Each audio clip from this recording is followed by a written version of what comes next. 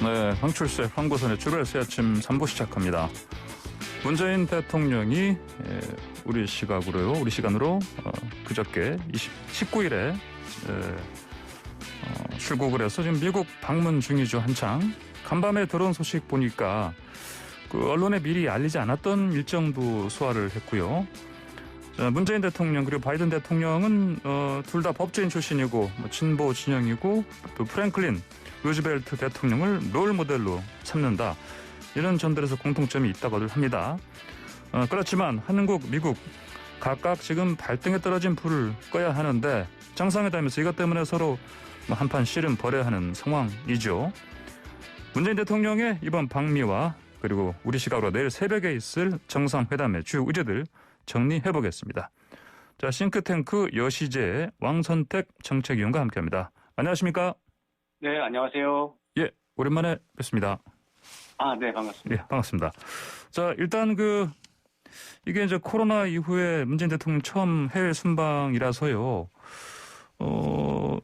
더군다나 이제 두 정상이 이제 직접 대면하는 것도 처음이고 그런데 어떻습니까? 분위기는 좀 두 정상의 케미라고 할까요? 어떻게 보십니까? 지금으로 봐서는 분위기는 좋은 것 같습니다. 예. 일단 말씀하신 것처럼 코로나19 때문에 예. 전례를 찾기 어려울 정도로 지금 영향을 받고 있는 그런 일정과 또 규모가 되겠습니다. 예. 이미 언론에 여러 차례 보도가 됐지만 방문단 규모 자체가 이번에 이제 공식 실무 방문인데 평소 같으면 200명 정도로 방문단이 꾸려집니다. 예. 이번에는 100명 정도로 예. 평소의 절반이고요. 예.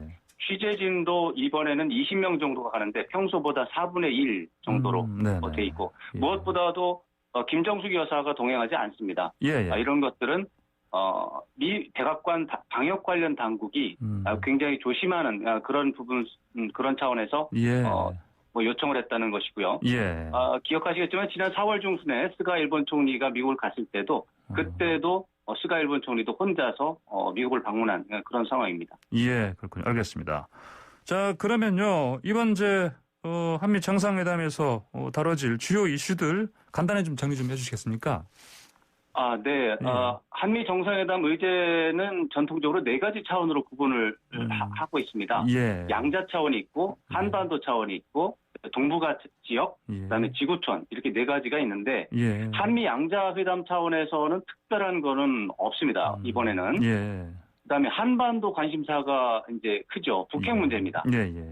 백악관에서도 오늘 새벽에 뉴스를 보니까 북한 문제가 주요 의제라고 이미 언급을 한 바가 있고요. 예. 그래서 북한 문제에 대해서 바이든 대통령이 어떤 발언을 하는가 이것이 이제 상당히 관심이 있는 대목이고 북한 문제에 관련해서 인권 문제가 나올지 안 나올지 이런 문제도 이제 굉장히 긴장감을 갖고 지켜보고 있는 부분이고요. 예. 동북아 차원에서는 미중 간의 갈등과 관련된 문제들이 많이 있습니다. 예. 그것이 바로 반도체, 배터리 같은 핵심 산업 공급망 재편이 있고 예.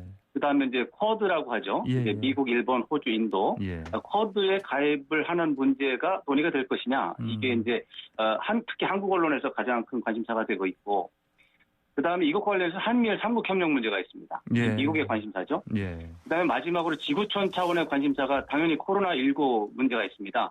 여기에서 특히 예. 이제 한국 정부 입장에서는 백신 수합이 될 것이냐. 그다음에 글로벌 백신 허브 쪽에서 가시적인 성과가 있을 것이냐. 예. 그리고 약간 다른 차원에서 기후변화와 관련해서 한미 간에 별도의 또 논의가 있을 것이냐.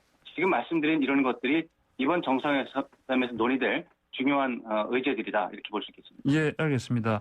자, 이 의제들 가운데 먼저 이제 대북 문제 있지 않습니까? 한반도 평화 프로세스 관련해서.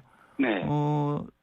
한 기사를 봤더니 미국 의회조사국이 한미 정상회담 앞두고 대북 정책 관련해서 서로 이제 온도차 이것 때문에 좀 긴장이 생길 수 있다 이렇게 전망을 했고요. 보니까 거기에 나온 표현이 보니까 네. 한국이 우리 정부가 북한과 더 적극적으로 관여, 영어로 인게이지먼트라고 표현되어 있는데 네. 이걸 선호하기 때문에 그럴 것이다 이를 분석을 하고 있는데 어떻게 보십니까?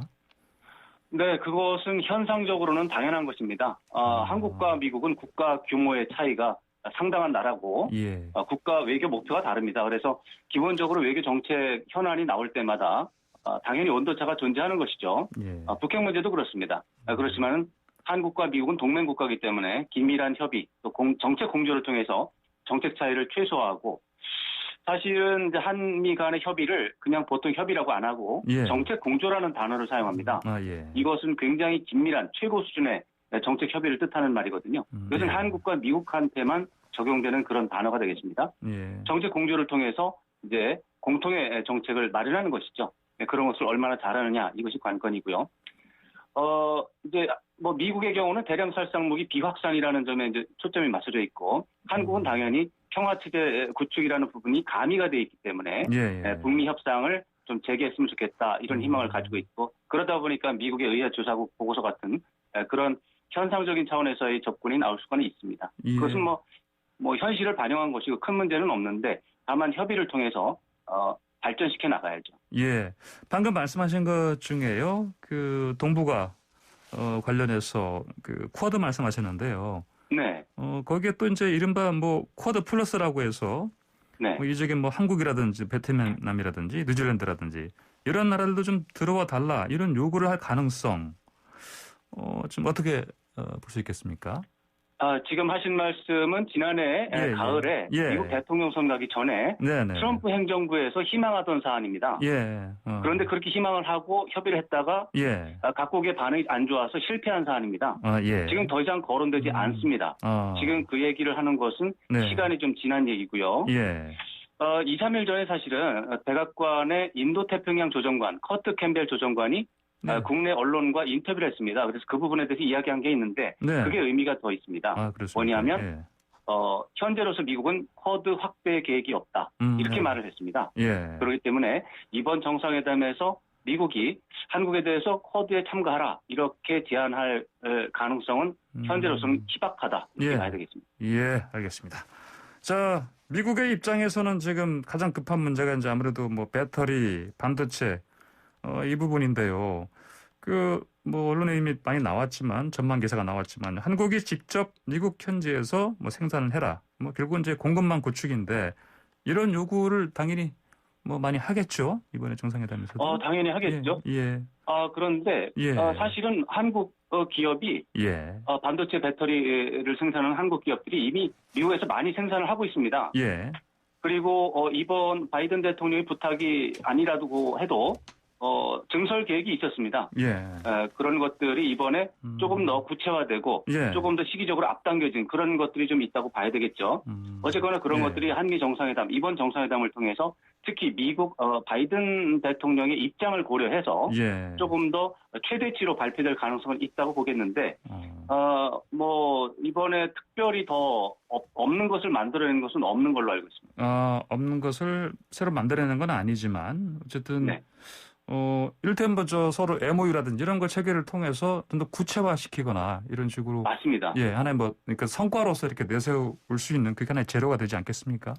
맞습니다. 그런 것들이 그동안 이제 기업별로 막 이제 추진이 되고 있다가 정상회담이라고 하는 특별한 행사를 통해서 그 행사를 뭐 이렇게 맞추는 것이죠, 일정을. 그래서 그런 것들이 될 텐데 아마 이번에 뭐 삼성이라든가 현대자동차라든가 SK 이노베이션 또 LG 에너지 솔루션 이런 회사들이 그 기업 증설에 대해서 계획을 많이 발표할 것 같습니다. 그 액수가 이번에 한 40조 원 정도로 예상을 하고 있는데 삼성의 경우는 뭐 20조 원 정도로 지금 예상이 되고 있고요. SK 이노베이션하고 포드가 지금 합작 공장 만드는 것이 발표가 됐습니다. 공식적으로. 6조 원 이게 합쳐서 6조고 SK가 부담하는 게 3조 원 정도입니다. 이런 것들은 바이든 대통령 입장에서 본다면 지금 경제 회복에 대해서 성과를 내야 되거든요.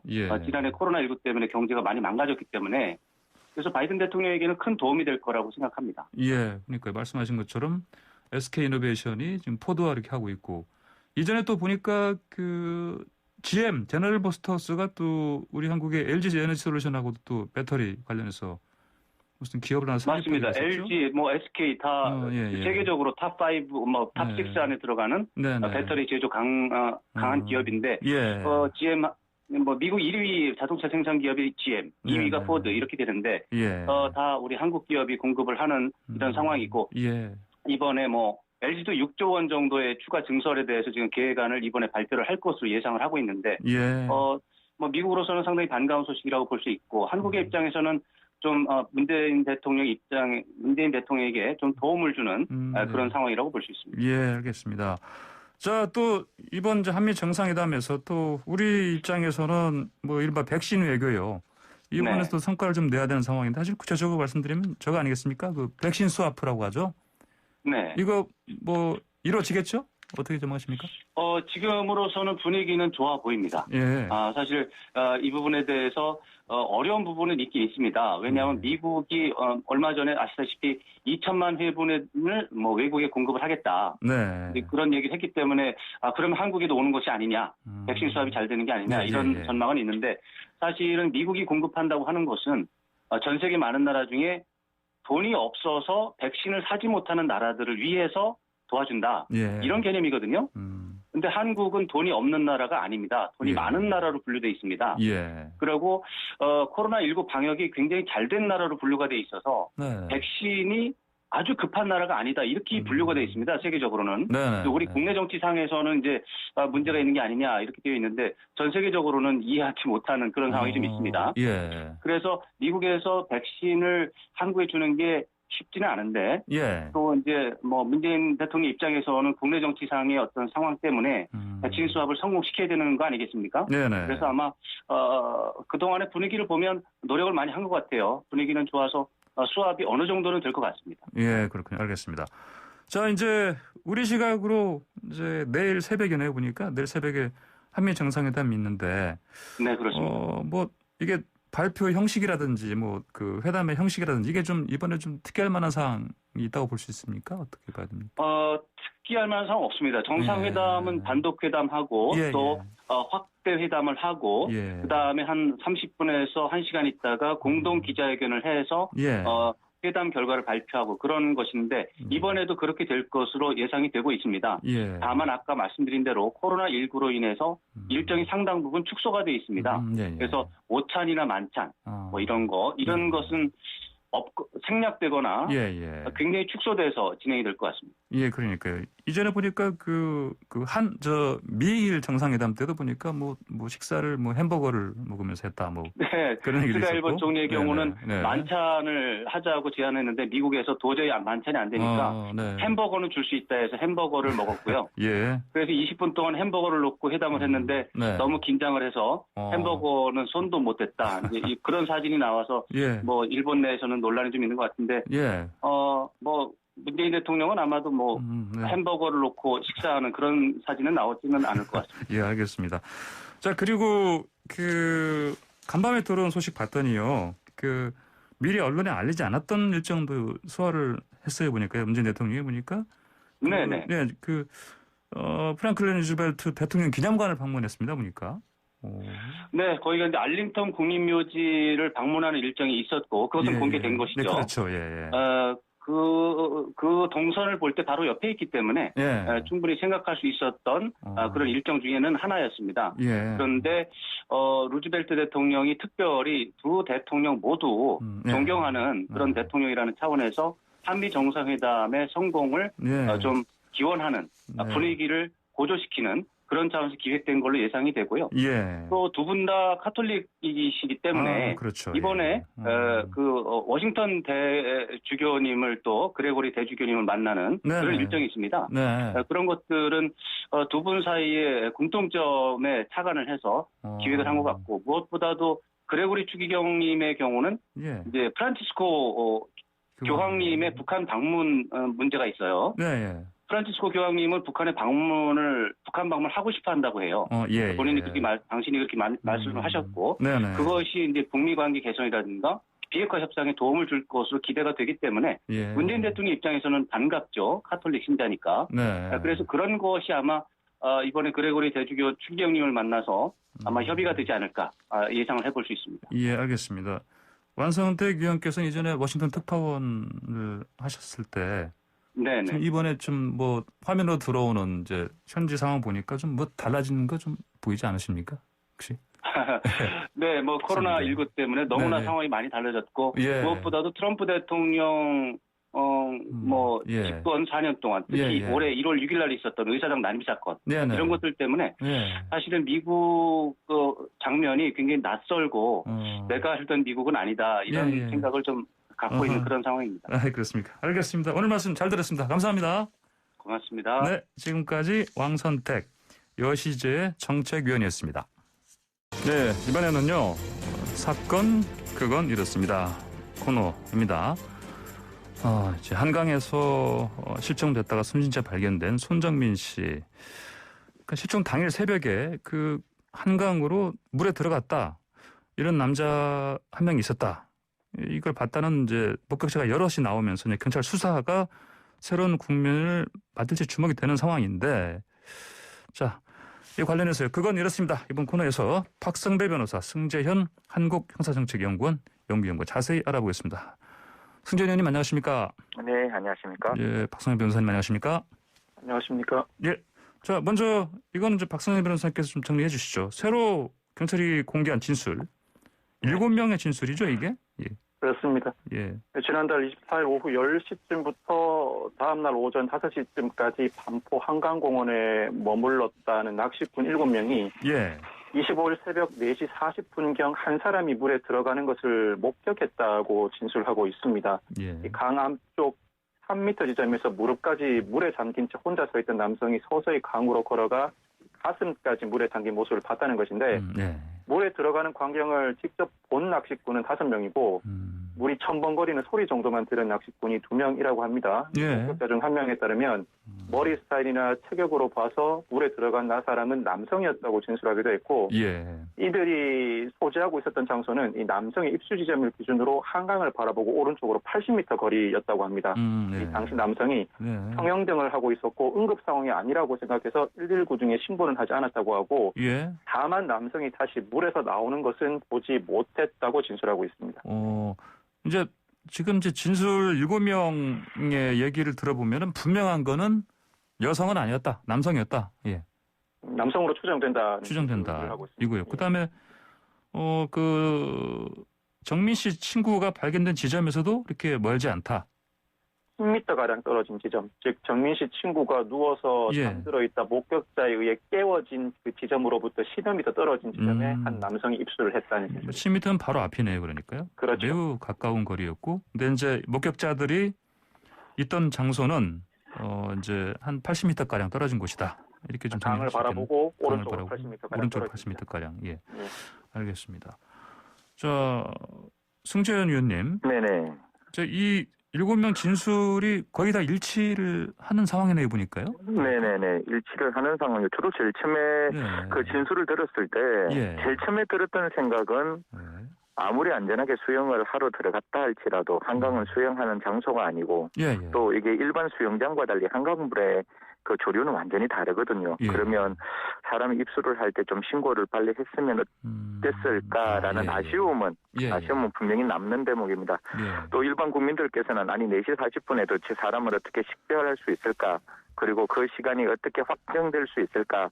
이런 많은 의문을 남기시는데요. 예. 경찰 입장에서는 한 3가지 정도로 그 부분에 대해서 설명을 하고 있습니다. 예. 이제 그날 4시 40분, 지금 아마 오늘도 4시 40분에 제가 일어났는데 예. 지금도 이제 굉장히 이렇게 해가 뜨지 않는 상황이니까 80m 바깥은 식별하기가 불가능해요. 예. 근데 그날은 보름달이 뜨기 그 이틀 전이었기 때문에 달이 굉장히 밝았다고 합니다. 그래서 12일 날 그 나름대로의 그 진술을 확보하고 18일 날 현장 검증을 했는데요.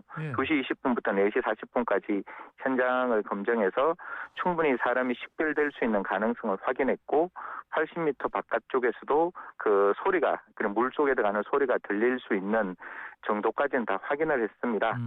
여기서 이제 그 한강에 고 들어가는 그 지점이 한 7m 정도 들어가면 그 수심이 한 1.3m 정도 되고 10m 정도 들어가면 수심이 한 1.7m 정도 돼요. 그러니까 사람이 어른 키, 어른 키 정도. 그러니까 결국 7m 정도부터는 아마 수영하는 모습으로 갔을 건데, 제가 생각하는 거는 그게 누가 되었건 적어도 밑에가 뻘밭이기 때문에 걸어 들어가는 과정에서는 벗겨질 수도 있고 예. 거기에 이제 묻어 있는 흙의 토양이 분명히 발에 묻어 있다. 이런 점은 예측할 수 있는 일이잖아요. 그래서 예. 뭐 경찰도 저는 첫 번째 휴대폰 찾는 거 다른 거 찾는 거 다 중요한데 거기에 들어가는 7m 정도까지는 분명히 예. 좀 정확하게 확인해서 그쪽에 신발이 어떤 게 있는지 혹시 그 신발이 그 안에 저는 그 안에 예. 그 신발이 누구 건지는 좀 확인을 할 필요가 있는 거 아니냐. 뿐만 아니라 정민군이 양말을 신고 있었어요. 제일 처음에 양말이 뭐 벗겨졌다 이런 말이 나왔는데 예. 양말은 분명히 신겨져 있는 상황이니까요. 어. 그 양발의 토양과 그다음에 그 당시에 그 안에 있는 흙의 토양의 성분을 지금 경찰이 면밀하게 검토하고 있다고 하니까요. 한번 이런 결과를 조금 더 기다려보는 것도 필요하다. 이런 말씀드리겠습니다. 예, 알겠습니다. 자, 그러면 이게 봤다는 시간대가 지금 4시 20분, 40분이죠? 4시 40분. 40분. 네. 예. 그러면은 이제 그 전에 새벽 3시 40분에 그 두 사람이 같이 있었다. 이미 나온 얘기고 이게요. 그렇죠? 네네.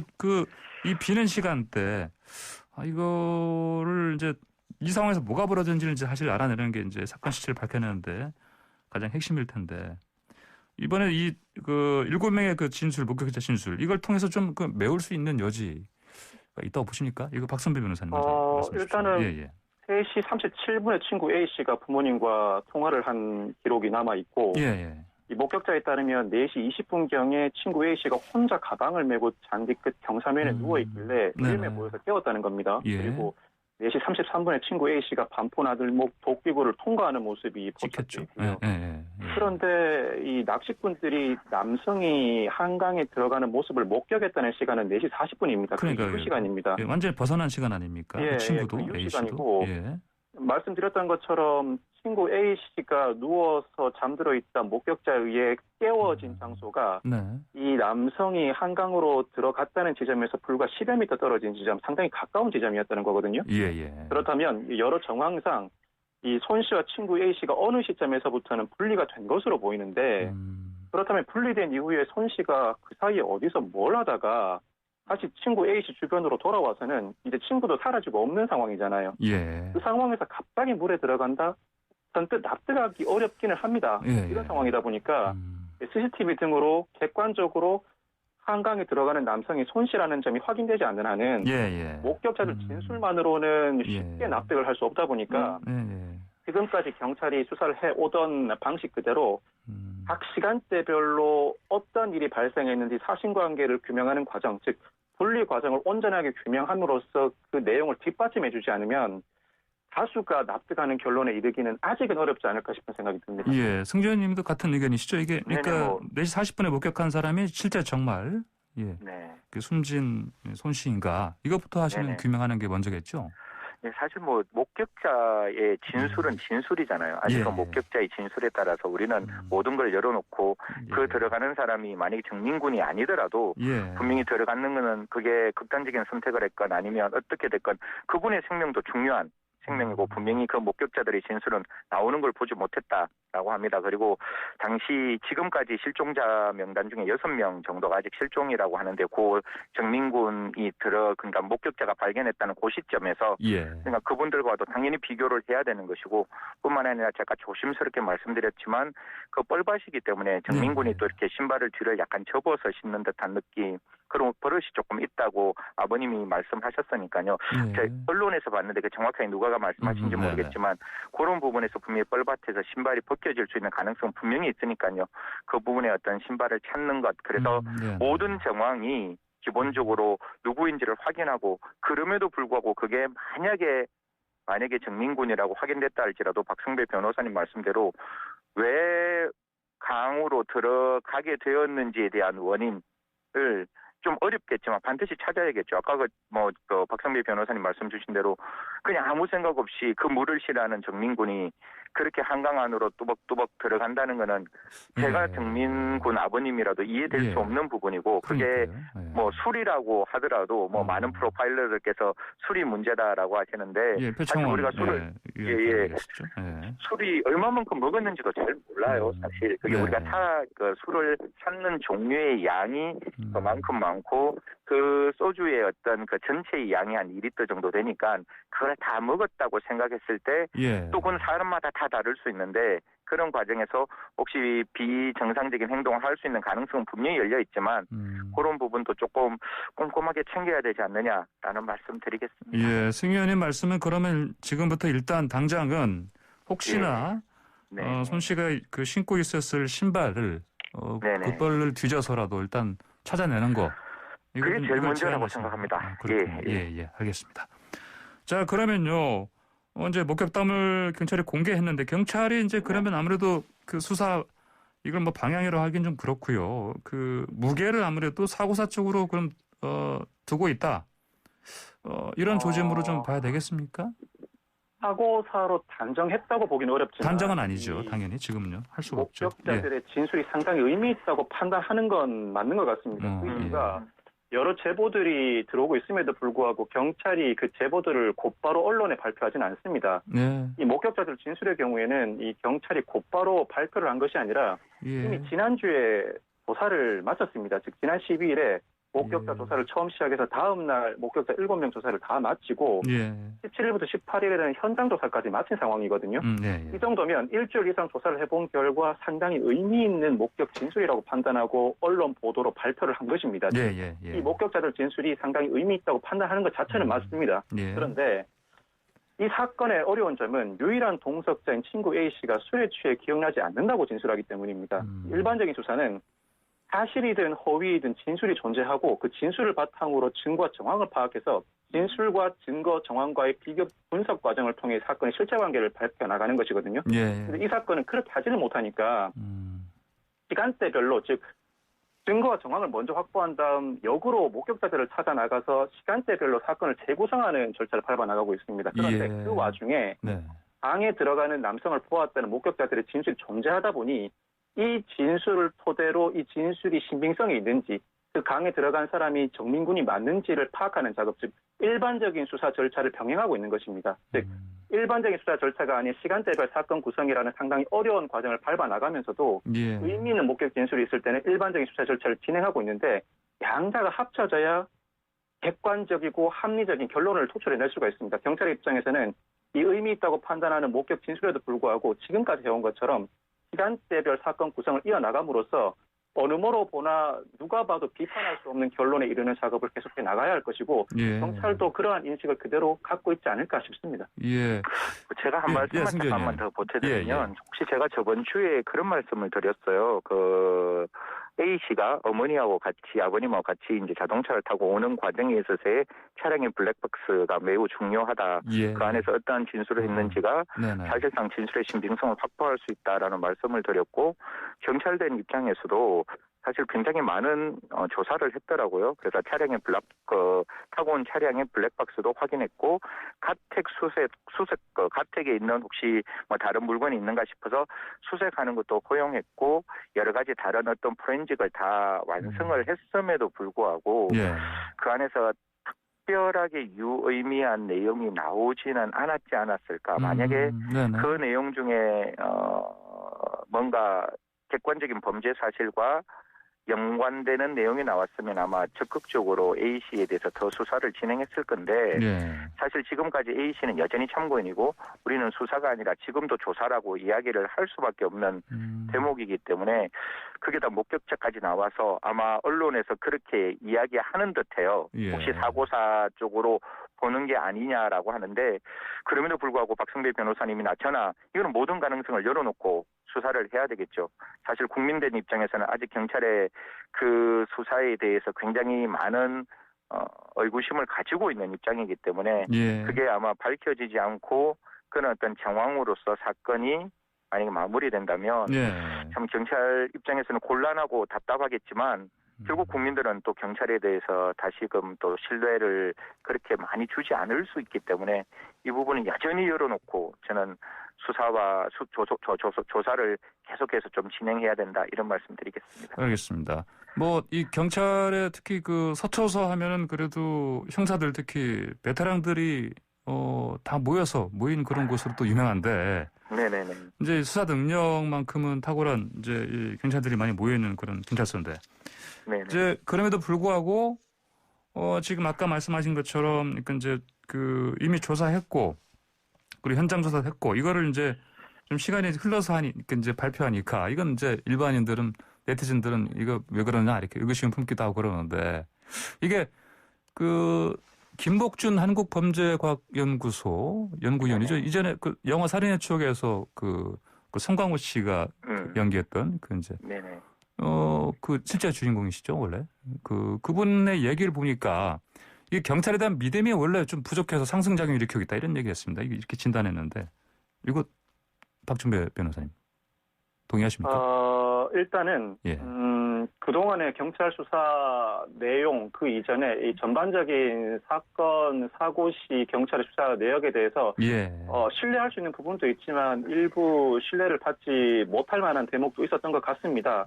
예. 특히나 온 국민의 관심이 집중되는 사건의 경우에는 물론 수사 공보 규칙의 개정으로 그 발표에 제약이 있는 건 사실입니다만 예. 그때 적시에 발표를 해줌으로써 국민들의 의구심을 해소해 줄 필요가 있는데 이 사건 초반에 물론 내사 단계에서 상당한 어려움을 겪었을 것으로 추정됩니다만 예. 그때 발표를 해주지 못함으로써 의구심을 더 키운 부분이 있습니다. 이 국민의 알 권리 보장 차원에서 국민의 관심이 집중되는 사안의 경우에는 루머가 양산돼 수사에 오히려 방해가 되지 않도록 적절한 시점에 발표를 해줄 필요가 있습니다만 예. 또 한편으로는 적시에 즉 제때제때 발표를 하지 못하는 어려움도 있습니다. 그 이유가 유의미한 진술이나 정황이 발견됐다고 해서 바로 발표할 수는 없거든요. 예. 상당한 분석 작업을 거쳐 나가야 되는데 CCTV나 블랙박스 분석도 생각 이상으로 상당히 오랜 시간이 걸립니다. CCTV나 블랙박스를 토대로 형태로 되어 있는 목격자들을 찾고 그 신원을 파악한 다음 접촉의 진술을 듣는 과정 상당히 오랜 시간이 걸리기 때문에 그 과정을 밟아서 그 진술을 직접 들어보니 상당히 유의미한 진술이 나와 있더라. 이 발표 과정을 거치는 작업이 상당히 오래 걸린다는 점을 국민들께서도 이해를 해주셨으면 좋겠고 그럼에도 불구하고 경찰은 수사를 열심히 해나가면서도 그때 적시에 일부 발표를 해주어야 국민들로부터 신뢰를 회복할 수 있지 않을까 싶은 생각이 들고 말씀하신 것처럼 서초경찰서의 베테랑 경사들이 상당히 많이 있습니다만 이 사건은 사실 내사 단계입니다. 누구도 입건되지 않은 사건이기 때문에 그럼에도 불구하고 상당히 전방위적으로 내사가 진행되고 있고 아마 제가 추측한 데는 이런 사건이 발생하게 되면 전체 형사팀 인력의 절반 이상 이 사건에 매달리게 될 것으로 보입니다. 상당한 시간이 걸리겠지만 어느 정도 규명이 해석되지 않을까 싶은 기대를 하고 있습니다. 예, 그 현장에도 높으신 이유가 박성현 변호사가 이전에 경찰대 졸업하시고 현재 저 경찰도 현장에서 뛰신 경험 때문에 그러신 것 같습니다. 보니까. 자, 지금 시간 때문에 마지막으로요. 승재현 의원님 좀 의견 좀 듣고 마무리해야 될 것 같습니다. 예. 말씀하시죠.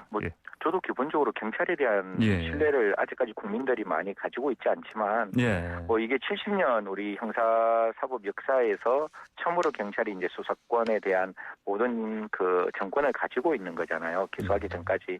그렇기 때문에 경찰은 좀 이번 사건을 기화로 좀 국민들에게 좀 신뢰를 좀 받을 수 있고 사실 국민들의 그런 시각을 경찰 입장에서 탓할 수만은 없는 거잖아요. 그래서 앞으로 좀 지난한 과정이지만 저도 경찰을 믿고 우리 국민들도 경찰을 좀 믿고 이 사건의 실체 진실이 좀 잘 발견되었으면 하는 마음입니다. 예, 알겠습니다. 두 말씀 오늘 여기까지 들어야 되겠습니다. 감사합니다.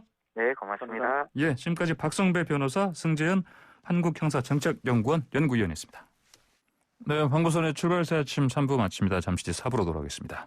네, 황보선의 출발새 아침 4부 시작합니다. 자, 이 시각 가장 많은 관심 받고 있는 뉴스 만관뉴 알아보는 시간입니다.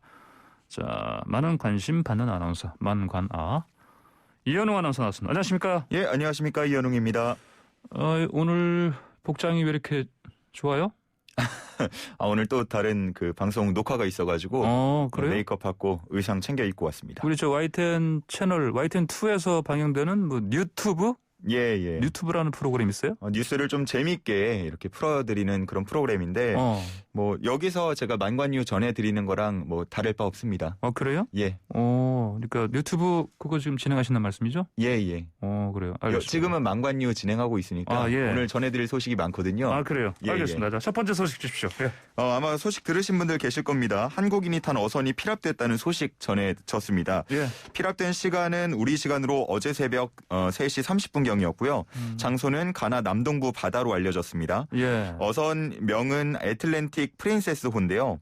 여기 타고 있던 사람이 한국인 선장 1명, 중국 국적자 3명, 러시아 국적자 1명 이렇게 총 5명입니다. 예. 이 소식을 처음 전한 드라이어드 글로벌에 따르면 8명이 탄 고속정이 접근해서 총을 쏜 다음에 그중에 5명의 무장괴한이 어선에 올라타서 배를 장악한 것으로 전해졌습니다. 예. 이 선박은 이제 가나 선박인데요. 지분의 절반을 중국인이 가지고 있고 우리나라 선장은 고용된 인원으로 알려져 있습니다. 예, 그렇군요.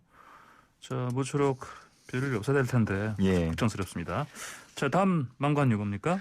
다음은 아마 요 소식도 많이 들으셨을 것 같아요. 예. 남학생 제자와 성관계를 맺어서 성적 학대를 한 혐의로 기소된 40대 여성 교사가 집행유예를 선고받은 사실이 뒤늦게 알려졌습니다. 예. 여성교사 A씨는 인천의 한 고등학교 교사로 재직을 하던 중에 2019년부터 2020년 사이 본인이 담임을 맡고 있던 반의 제자 B군과 여러 차례 성관계를 한 혐의로 재판에 넘겨졌습니다. 예. 두 사람의 관계가 처음 알려진 건 다름 아닌 교사 A씨의 신고 전화 때문이었는데요. 두 사람의 관계를 의심한 제자 B군의 부모가 교사 A씨의 집을 찾아간 과정에서 문을 안 여니까 계속 두드렸단 말이죠. 예. 자, 그러니까 교사 A씨가 이제 경찰에 신고를 하게 되면서 이런 그 일련의 과정들이 밝혀진 겁니다. 예. 좀 황당한 건 교사 A씨가 수사 과정에서 나는 제자로부터 오히려 폭행을 당했다, 피해자다 이런 주장을 하기도 했었는데요. 예. 하지만 막상 기소가 되자 반성문을 27차례 제출하면서 선처를 호소하기도 했습니다. 아, 반성문을 27차례 썼다고요? 예. 그래요? 자, 집행유예인데 그러면 아무래도 이제 반성문 쓰는 게 좀 영향을 줬을 법하네요. 예, 뭐 그런 듯 보입니다. 인천지법의 이야기를 들어보면 예. 교사 A씨에게 징역 6개월에 집행유예 3년을 선고했는데 네. 사실관계를 인정하고 반성한다는 점 네. 그리고 전과가 없는 점 등을 고려해서 형을 정했다 이렇게 판시했습니다. 초범이니까요. 그런 예. 적이 없어서. 그러면 자, 그럼에도 불구하고 앞으로 근데 뭐 취업하는데 좀 당연히 그렇죠. 예. 이 80시간 성폭력 치료 강의 수강을 해야 되고요. 사회봉사 160시간도 주어졌습니다. 예. 또 5년 동안 아동 청소년 관련 기관 취업 제한도 함께 명령을 했습니다. 예. 이 사건을 본 이제 누리꾼들의 반응이 좀 저도 궁금해서 찾아봤는데 아무래도 이 형량에 대한 비판이 좀 많은 것 같아요. 예. 뭐 집행유예를 받을 사건이냐 뭐 이런 얘기도 많았고요. 또 어김없이 성별 문제를 꺼내드는 누리꾼들도 많았습니다. 만약에 성별 문제요? 남자 교사가 여자 제자에게 똑같은 행위를 했다면 이게 뭐 같은 판결이었겠느냐 뭐 이런 반응도 꽤 많았습니다. 아, 그래요.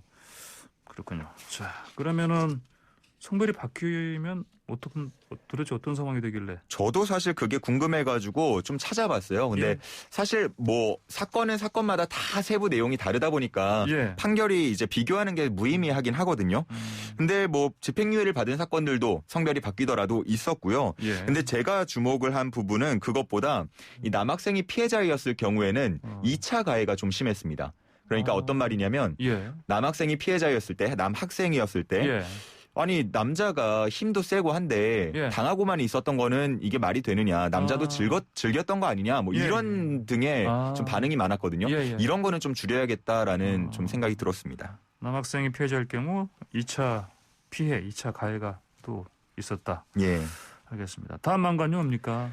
다음은요. 네. 이게 마약 관련 얘기인데 예전에는 우리가 대한민국은 마약 청정국이다 이런 얘기 많이 했었는데 네. 지금 뭐 그런 얘기 쏙 들어갔죠. 하루가 멀다 하고 마약 사범이 체포되고 있기 때문인데요. 이번에는 10대들이 무더기로 잡혔습니다. 10대가요? 마약도 마약의 종류에 따라도 사실은 이게 심각성이 다른데. 맞습니다. 예. 이번에 좀 문제가 됐던 건 마약성 진통제 펜타닐이라는 성분인데요. 예. 이 펜타닐은 디스크나 암 환자들 같이 좀 극심한 통증을 호소하는 사람들이 예. 진통제로 사용을 하는 아편 계열의 진통제입니다. 아편 계열이에요? 네. 중독성은 모르핀의 한 100배 정도 된다고 알려져 있을 정도로 상당하고요. 근데 이 10대들이 저 디스크 수술 앞두고 있어요. 저 허리 통증이 너무 심하니까 처방해 주세요. 네. 이렇게 해갖고 한 번 처방을 받은 뒤에는 그걸 사진을 찍어두거나 그 처방전을 이용해서 저 예전에도 이렇게 처방 받은 적 있으니까 이거 주세요. 이런 식으로 해서 상습적으로 계속해서 이 펜타닐을 구했다는 거죠. 네. 이게 한 명이 15차례 처방을 받은 적도 있고 한 병원이 9차례 처방전을 내준 경우도 있었다고 합니다. 그렇군요. 아편 계열이면 이거 우리가 예전에 얘기하던 뽕, 필로폰 예. 이쪽 계열 같은데. 자, 그러면 이거 앞으로 계속 10대가 했으면 그만큼 이거 구하기가 쉽다는 이게 방증인데. 그렇습니다. 어떻게 이거 막아야 됩니까? 일단은 지금 나오는 얘기가 최소한의 이런 예. 마약 성분이 들어가 있는 뭐 진통제 같은 것 같은 경우는 예. 최소한의 본인 확인 절차를 좀 거치는 게 좋다라는 이야기인데 왜 우리가 병원에 가면 이름이나 주민등록번호 같은 것만 쓰고 이제 진단을 받을 수 있단 말이죠. 신분증 확인까지는 잘 안 하잖아요. 예. 자, 근데 그러다 보니까 이제 뭐 지인들의 명의를 이용해서 이름 주민등록번호 외워놓고 쓴다던가 예. 아니면 길에서 준 그런 신분증을 이용한다던가 그런 식으로 한 그 방법도 있었다고 합니다. 예. 그러니까 좀 최소한의 본인 확인 절차를 거치게 된다면 그래도 어느 정도는 방어가 되지 않을까 이런 생각이 듭니다. 저 마지막으로 짧게요. 예. 올해 그 직장인들 한숨 쉰다던데 보니까 휴일 없어가지고. 맞습니다. 지금 어느 남아있는 공휴일이 다 주말과 겹치기 때문인데 어느 날이 그래요? 지금 뭐 예. 말씀을 드리면은 지금 듣고 계신 분들 좀 한숨 나올 것 같습니다. 예. 현충일, 광복절, 개천절, 한글날, 성탄절 모두 다 토요일, 일요일 겹치다 보니까 예. 지금 뭐 공휴일을 요일 지정제로 하자 아니면은 대체 공휴일을 전체 공휴일로 적용을 하자 뭐 이런 얘기들이 나오고 있는 상황입니다. 네, 알겠습니다. 오늘의 방관 여기까지 듣겠습니다. 고맙습니다. 네, 감사합니다. 예, 자, YTN 스포츠부 조은지 기자가 소개해주는 스포츠가 얼마나 좋은지 코너입니다. 안녕하십니까? 안녕하세요. 예. 텍사스 양현종 선수 어제 뉴욕 양키스 상대로 메이저리그 두 번째 선발 등판했습니다. 예. 5이닝까지는 무실점으로 완벽했어요. 예. 주자를 한 번도 득점권에 보내지 않았고 선두 타자를 세 차례 출루시키긴 했는데 모두 병살타, 땅볼 유도해서 금방 불을 껐거든요. 예. 특히 4회에 작년 홈런왕 보이트를 3구 3진으로 돌려세운 장면이 단연 압권이었습니다. 예. 근데 6회에 선두타자 볼넷에 이어 웨이드 선수에게 통안에 3루타 얻어 맞으면서 실점을 했고요. 마운드를 내려갔거든요. 예. 근데 뭐 투구 내용 이 실점 이것도 나쁘지 않았는데 타선이 너무 야속했어요. 한 점도 못 뽑았습니다. 상대 선발 코리 클루버 상대로 그러니까 코리 클루버가 노히트 노런을 했어요. 예. 양키스 선수가 노히트 노런한 건 1999년 이후 22년 만의 일이고요. 예. 이런 대기록의 희생양 조연이 됐다 예. 할 수 있을 것 같습니다. 근데 그러게요. 밤사이 텍사스 우드워드 감독이 양현종 선발 로테이션에 들었다 이렇게 선언을 했습니다. 그래요. 기존 선발진에 있었던 일본인 투수 아리하라 고헤이는 좀 더 지켜봐야 할 것 같다면서 양현종은 선발 자격이 있다. 좀 더 선발진에 머문다 이렇게 얘기를 했는데 예. 매일매일이 기적인 것 같습니다. 타선이 너무 형편없어가지고. 네. 아쉬웠네요, 진짜. 네. 자, 축구대표팀 권창훈 선수가 네. K리그로 복귀한다. 네, 사실 예고된 일이에요. 예. 올여름에 오기로 했었었는데 간밤에 독일 프라이부르크가 발표를 했습니다. SNS 그래요? 통해서.